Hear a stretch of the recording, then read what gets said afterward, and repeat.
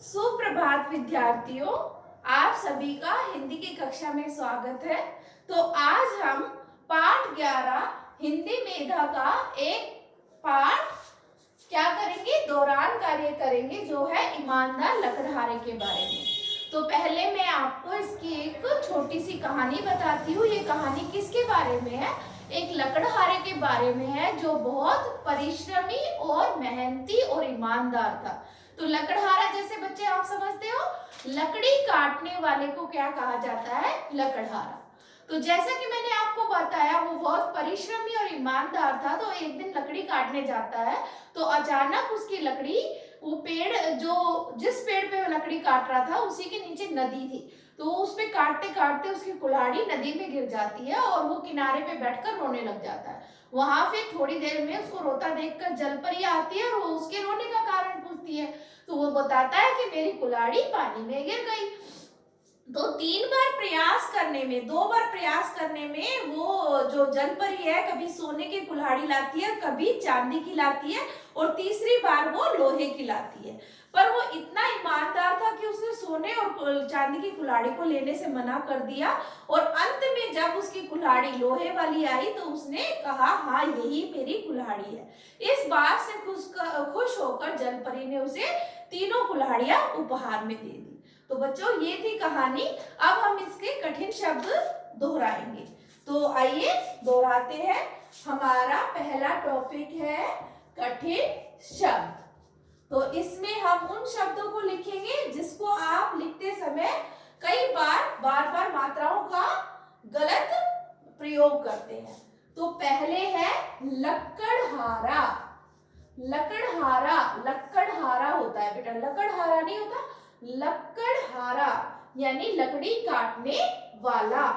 दूसरा है हमारा शब्द परिश्रम। परिश्रम यानी मेहनती, मेहनत करने वाला। तीसरा है ईमानदार। ईमानदार मीन्स क्या होता है? ईमानदार का मतलब जो हमेशा सच बोलता है और किसी चीज के ऊपर सिर्फ अपने ही वस्तु का और अपने हक की चीज ही मांगता है। उसके बाद है हमारा कुल्हाड़ी। कुल्हाड़ी जिससे लकड़ी काटी जाती है। यहाँ पर हम आधे लय का प्रयोग करेंगे। उसके बाद है बच्चों जलपरी। जलपरी क्या होता है बच्चों? जो जल में रहने वाली परी होती है उसको जलपरी कहा जाता है। अगला है डुबकी।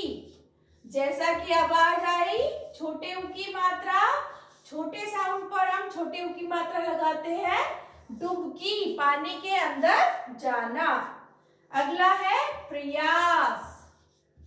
प्रयास यानी कोशिश करना, किसी चीज का मेहनत करने के लिए जागरूक होना। उसके बाद है हमारा ढूंढ कर। यानी बड़े ऊ की मात्रा की आवाज आ रही है तो ढूंढ कर, और यहाँ पर हमारी चंद्र बिंदु न की आवाज देगी, ढूंढ कर। चांदी। चांदी, जैसे यहाँ न की आवाज आ रही है तो हम यहाँ पर चंद्र बिंदु का प्रयोग करेंगे और यहाँ बड़े ई की मात्रा, चांदी। उसके बाद है ओझल। झल, ओझल। ओझल मतलब गायब हो जाना। तो ये थे आपके कठिन शब्द बच्चों। अब हम करेंगे शब्दार्थ।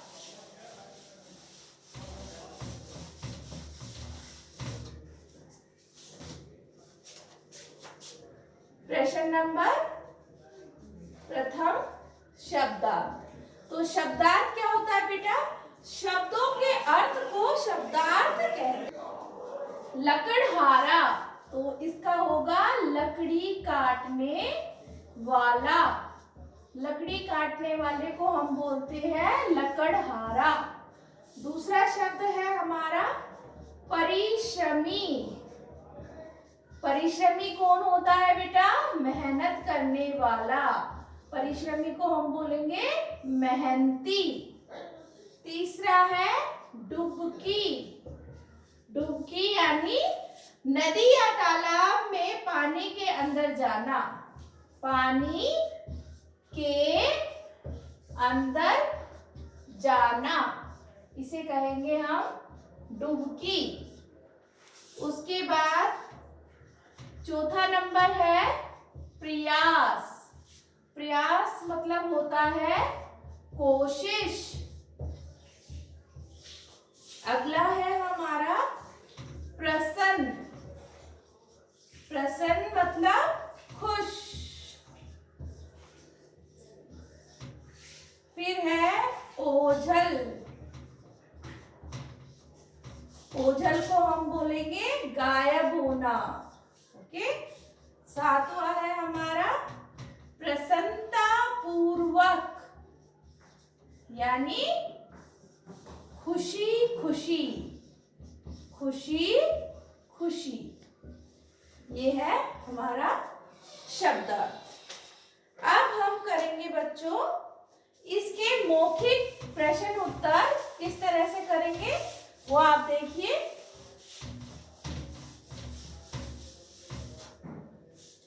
पहला है हमारा लकड़हारा कहाँ रहता था। कहाँ रहता था बच्चों? नाहरपुर गांव में। क्या आएगा हमारा उत्तर? नाहरपुर गांव में। उसके गांव का नाम था नाहरपुर। दूसरा है लकड़हारे की कुल्हाड़ी कहाँ गिर गई थी। तो आपको पता है जैसे नदी के ऊपर वाले पेड़, नदी के पास वाले पेड़ पे वो काट रहा था, तो नदी के पानी में। कहाँ गिर गई थी बच्चों? नदी के पानी में। तीसरा है जलपरी कहाँ से निकली। कहाँ से निकली थी? जलपरी कहाँ रहती है? नदी में। ठीक है। चौथा है, इसमें हम उत्तर देंगे नदी से निकली। ठीक है, रहती नदी में है पर कहाँ से आई वो? नदी से। चौथा है हमारा जलपरी ने लकड़हारे को कितनी कुल्हाड़ियां दी। सोने की, चांदी की और उसी की लोहे की। तो 3 कुल्हाड़ियां उसे उपहार में दी। तो ये तो हमारे थे मौखिक प्रश्न। अब मैं आपको प्रश्नों के उत्तर बोल के बताती हूँ, जो हमारे मेन क्वेश्चंस है लॉन्ग टाइप के। तो इसमें है पहला, लकड़हारा कहाँ लकड़ी काट रहा था। तो इसका उत्तर है लकड़हारा नदी के किनारे लकड़ी काट रहा था। ठीक है। दूसरा है लकड़हारे ने जलपरी से उसकी उदासी का क्या कारण बताया। तो लकड़हारे, जब जलपरी आई तो लकड़हारे ने उसे यह बताया कि मेरी कुल्हाड़ी नदी में गिर गई है। तो हम इसको इस तरह से बोलेंगे, उसने जलपरी को अपनी कुल्हाड़ी नदी में गिरने का कारण बताया। फिर थर्ड है सोने की कुल्हाड़ी देखकर लकड़हारे ने क्या कहा। तो जैसे सोने की कुल्हाड़ी देखकर वो बहुत ईमानदार था तो उसने उसे लेने से मना कर दिया था। तो सोने की कुल्हाड़ी देखकर लकड़हारे ने उसे लेने से मना कर दिया था। चौथा है लोहे की कुल्हाड़ी देखकर लकड़हारा क्यों खुश हो गया। क्योंकि वो उसकी अपनी कुल्हाड़ी थी। तो हम बोलेंगे वह इसलिए खुश हो गया क्योंकि वह उसकी अपनी कुल्हाड़ी थी। पांचवा है जलपरी कुल्हाड़ी देकर कहाँ चली गई थी। कहाँ चली गई थी? जलपरी सारी कुल्हाड़ियां देखकर गायब हो गई थी, यानी वापस वो अपने जल के अंदर चली गई थी।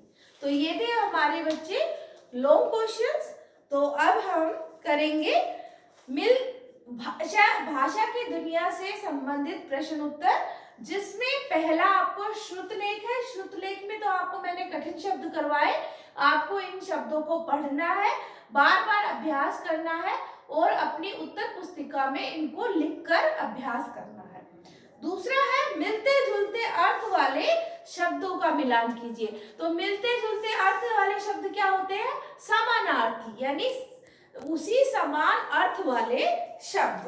तो मैं आपको यहाँ उत्तर लिख के बताती हूँ किस तरह से आप उन्हें करोगे। तो पहला है हमारा गांव। गांव को क्या बोलते हैं बेटा? हम गांव को ग्राम भी बोलते हैं, तो गांव को क्या बोलेंगे? ग्राम। दूसरा है नदी, नदी को हम बोलेंगे सरिता। तीसरा है पानी, पानी का दूसरा नाम है जल।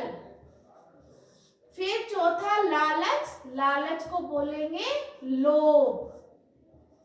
पांचवा है घर, घर का हम दूसरा शब्द भवन भी यूज कर सकते हैं और ग्रह भी।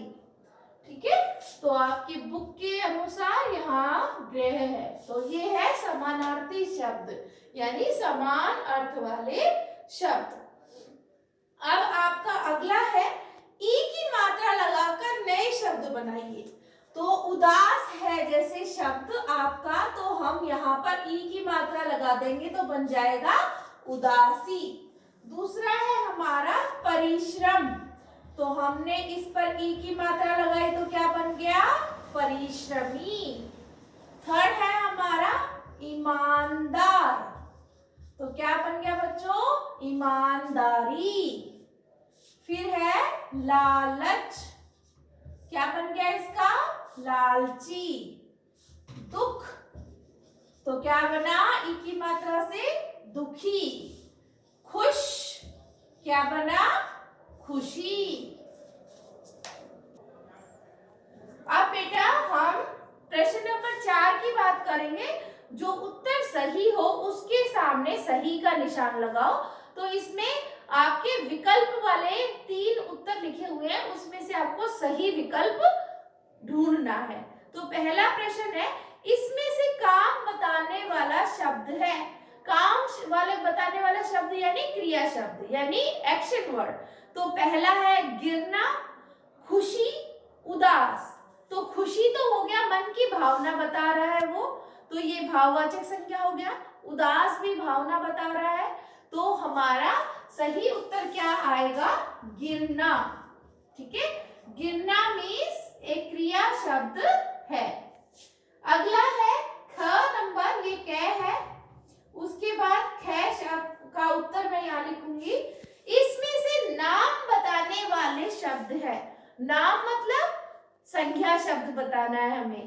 तो मेरी, मेरी क्या नाम बताने वाला शब्द है? नहीं, ये एक सर्वनाम शब्द है जिसको हम अपनी जगह अपने आप को बताने के लिए यूज करते हैं कि मेरी ये चीज खो गई है। ठीक है, तो ये सर्वनाम शब्द है। दूसरा है नदी, नदी एक संज्ञा शब्द है क्योंकि ये किसी चीज के बारे में बता रहा है। फिर है नीचे, नीचे क्या होगा? ये एक किसी जगह को बताने वाला शब्द है।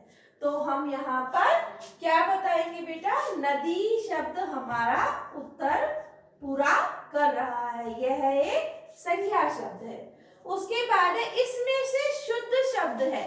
लकड़हारे को 3 बार अलग अलग मात्राओं के साथ लिखा गया है, तो इसमें ग नंबर, 3rd नंबर वाला सही है, जिसमें इस तरह से शब्दों का प्रयोग, वर्णों का प्रयोग किया गया है, लकड़हारा।